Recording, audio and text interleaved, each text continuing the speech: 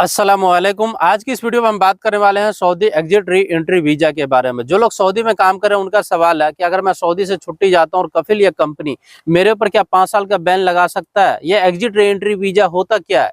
जो लोग so Indian embassy, तरहील या लेबर कोर्ट या जेल के जरिए गए उनका सवाल है क्या मुझे लाइफ टाइम के लिए बैन कर दिया गया है, क्या हम दोबारा सऊदी आ सकते हैं, नहीं आ सकते हैं। अगर आ सकते हैं तो अपना एंट्री किस तरह चेक करें। तो आज की इस वीडियो में पूरी डिटेल में आप लोगों के साथ मैं बात करने वाला हूं। तो इस वीडियो का अभी से लाइक कर दीजिए और चैनल पे पहली बार तो उनको सब्सक्राइब कर लीजिए। कोई भी वीडियो अपलोड करो तो उसका नोटिफिकेशन। सबसे पहले हम बात कर लेते हैं एग्जिट री एंट्री वीजा के बारे में। अगर आप सऊदी में काम कर रहे हैं, यहाँ से आप फाइनल एग्जिट जाते हैं तो आप फाइनल एग्जिट भी कह सकते हैं और कैंसिल भी कह सकते हैं और निहाई खरूज भी बोल सकते हैं। ये चीज आप लोगों को इसलिए डिटेल में बता रहा हूँ कि इनके ऊपर आप लोगों का बहुत से सवाल था। और री एंट्री वीजा वो होता है कि जब आप छुट्टी जा रहे हैं, आप दोबारा इस कंट्री में आप आ रहे हैं। अरबी में उसे बोलते हैं खरूज औदा। अगर आप किसी भी कफिल या कंपनी के पास काम कर रहे हैं, आप छुट्टी जा रहे हैं और जा करके आप छुट्टी से दोबारा सऊदी नहीं आ सकते, तो इस केस में आपके ऊपर 3 साल का बैन लगाया जाएगा। ये जो 3 साल का बैन है ये उस डेट से जोड़ा जाएगा जिस डेट में आपका वीजा खत्म होगा उसके 60 दिन बाद से। सपोज अगर आपका इकामा 1 साल भी वैलिड है तो इकामा का जो डेट है उसे काउंट नहीं किया जाएगा वीजा का। वीजा वो होता है कि जब आप छुट्टी जाते हो तो आपका कफिल आपका 2 महीने की छुट्टी लगाता है, 3 महीने की छुट्टी लगाता है। जितने दिन की भी आपकी छुट्टी लगती है उस डेट में अगर खत्म हो जाता है तो उसके 60 दिन बाद से जो आपकी एंट्री है वो जोड़ा जाएगा। इतने टाइम का बैन है। अगर आपका 3 साल का बैन है तो आप मोटा मोटे एक अंदाजा समझ सकते हैं कि 3.5 साल तक का आपके ऊपर बैन होगा। 3.5 साल में इसलिए कह सकता हूं कि थोड़ा बहुत कमी होता है क्योंकि 60 दिन बाद से उसे जोड़ा जाएगा और आप छुट्टी जा रहे हो, जाहिर सी बात है 1 या 2 महीने का टाइम उसका भी होता है या 3 महीने का टाइम होता है, तो अंदाजा 3.5 साल होगा। बहुत से भाइयों का ये भी सवाल हो कि मैं सऊदी में काम कर रहा था, कफिल या कंपनी मुझे छुट्टी नहीं दिया, मैं लेबर कोर्ट से या इंडियन एम्बेसी से या तरहील से मैं आ गया हूं एग्जिट लेकर के, मेरे ऊपर कितने साल का बैन है। अगर आप इंडियन एम्बेसी से जाते हैं या तरहील से जाते हैं या मकतब आमल से जाते हैं या लेबर कोर्ट से जाते हैं, डिपेंड करता है कि आपके ऊपर केस कौन सा था।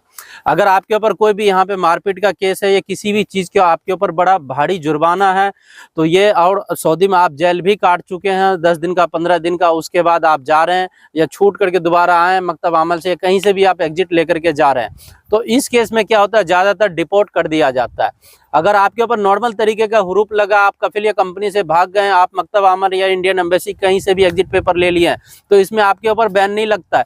डिपेंड करता है जो ऑफिसर का जो आपका फिंगर लगाएगा वो आपको क्लियर करेगा कितने साल का बैन आपके ऊपर लग सकता है। ज़्यादा से ज़्यादा 3 साल का आपके ऊपर बैन लगता है। अगर यही आप जेल में जाते हैं, जेल में पकड़वा के किसी बलदिया के केस में और किसी भी तरह से आप पकड़वा करके जाते हैं, तो इस केस में ज़्यादातर चांस होता है कि आपको डिपोर्ट कर दिया जाता है। हालांकि आप जेल के जरिए भी जाते हैं तो उसमें भी डिपोर्ट नहीं होता है, उसमें भी कुछ कंडीशन है। डिपेंड करता है कि आपके ऊपर केस कौन सा है, उसके बाद ही ये क्लियर होगा कि आपका कितने साल का बैन है। और आप लोगों का ये भी सवाल था कि मैं अपना एंट्री किस तरह से चेक करूं कि मेरा सऊदी में एंट्री है या नहीं है। ये एंट्री आम आदमी जल्दी चेक नहीं कर सकता। अगर आप रिसेंटली गए हैं सऊदी से, चाहे वो आप खरूच लेकर के गए हैं या आप कहीं से भी इंडियन एम्बेसी या मकतब आमल से गए हैं, तो 6 महीने के अंदर अंदर आप खुद भी जाकर के क्रोम ब्राउजर या मुकीम और भी ऐसे बहुत से साइट है, आप वहां जाकर के चेक कर सकते हैं। इसके ऊपर मैं कंप्लीट वीडियो बनाया हूं, आप उसे बात कर सकते हैं, उसमें पूरी डिटेल बताया अपना एंट्री किस तरह से चेक किया जाता है।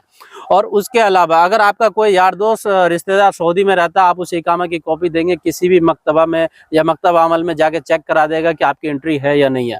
इंडिया में भी जहां से भी आप वीजा लेते हैं वो आपको चेक करके बता देगा कि आपकी एंट्री है या नहीं है। अगर आपकी एंट्री नहीं होगी तो आपके नाम से वीजा ही इशू नहीं होगा और वीजा आपका नहीं लगेगा। जो मेन प्लस पॉइंट यही है कि अगर एंट्री बैन होगा तो आपके नाम से वीजा इशू होगा ही नहीं है। और आप लोगों का ये भी सवाल था कि अगर मैं सऊदी से छुट्टी जाता हूँ, कफिल या कंपनी कहता है कि मेरे ऊपर 5 साल का बैन लगा देंगे, 10 साल का बैन लगा देगा, लाइफ टाइम का बैन कर देगा कि दोबारा सऊदी नहीं आ सकते हैं अगर हम छुट्टी जाके नहीं आते, तो अगर कफिल चाह लिया तो। ऐसा कोई भी रूल नहीं है। अगर आपका कफिल कंपनी चाहे या ना चाहे इससे कोई फर्क नहीं पड़ता। जब तक आप सऊदी में हैं ये उनकी हुकूमत चल सकती है। जब आप सऊदी से एग्जिट हो जाते हैं तो कफिल कंपनी का इसमें कुछ नहीं चलता है।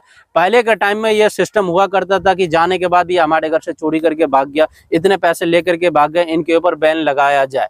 तो हालांकि ये रूल नहीं है। अगर अभी के डेट में अगर ऐसा कोई कहता है तो इसके लिए केस दर्ज करना होगा। केस दर्ज करने के बाद फिर ये केस इंडिया गवर्नमेंट के पास जाएगा, फिर वहाँ की पुलिस को परमिशन लेना होगा, फिर यहाँ की स्पेशल पुलिस जाएगी लाने के लिए। बहुत से ऐसे ताम झाम है इसमें इसमें तकरीबन मान के चलो 5 से 10 लाख रियाल का खर्च होता है, अगर ऐसे किसी को अगर मंगवाना पड़ जाए कोई बड़ा कांड में तो। और छोटे मोटे में अगर आप लोगों को डराता है तो आप लोग किसी की भी बातों में मत डरें। और आप लोगों का यही सवाल होता है कि मेरे पर हुरूप लग गया, तो हुरूप लगना यहाँ पे बड़ा आम बात है। अगर लगा है तो आप इंडियन एम्बेसी जाए, या ऑनलाइन भी आप फॉर्म फिलअप करके आप अपना हुरूप को रिमूव करा सकते हैं। बहुत से भाई मुझे कमेंट कर रहे हैं कि मैं ऐसे एरिया में कि यहाँ एम्बेसी नहीं है, बिल्कुल विलेज टाइप में है, तो आप ऑनलाइन भी इंडियन एम्बेसी को फॉर्म फिलअप कर सकते हो। अब जब भी आप इंडियन एम्बेसी को ट्विटर पे ट्वीट करते हो तो आजकल बहुत ज़्यादा प्रॉब्लम हो रहा है, क्योंकि जो फेक आईडी वाले ने इंडियन हेल्प के नाम से, इंडियन एम्बेसी हेल्प के नाम से, ये बिल्कुल फ्रॉड है। सऊदी, दुबई, ओमान, मस्कट बहुत से ऐसे कंट्रियों से टारगेट करते हैं। कभी भी इंडियन एम्बेसी आपसे ऑनलाइन ये नहीं कहेगा कि मुझे ट्विटर पे ही अपना कफिल का नंबर दे दो, या अपना वीज़ा की कॉपी दे दो, या अपना एड्रेस दे दो। इंडियन एम्बेसी की बात कहेगा ये लिंक दे दिया हूँ, इसके अंदर जो जो मतलब मांग रहे हैं उसे फिलअप कर दो, और या तो इंडियन एम्बेसी में आके बात करो। तो ये इस तरह से।